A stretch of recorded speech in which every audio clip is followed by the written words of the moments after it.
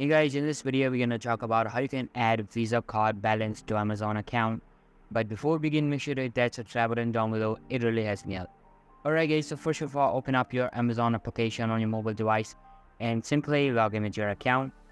After logging in, tap on the search bar located at the top of the screen and search for Amazon Reload.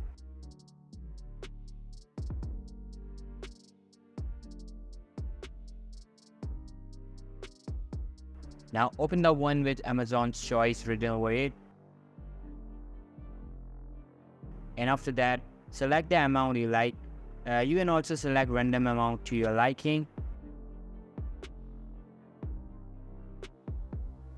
After selecting the amount, tap on Buy Now and then add a credit card payment option and enter your card credentials. You are done.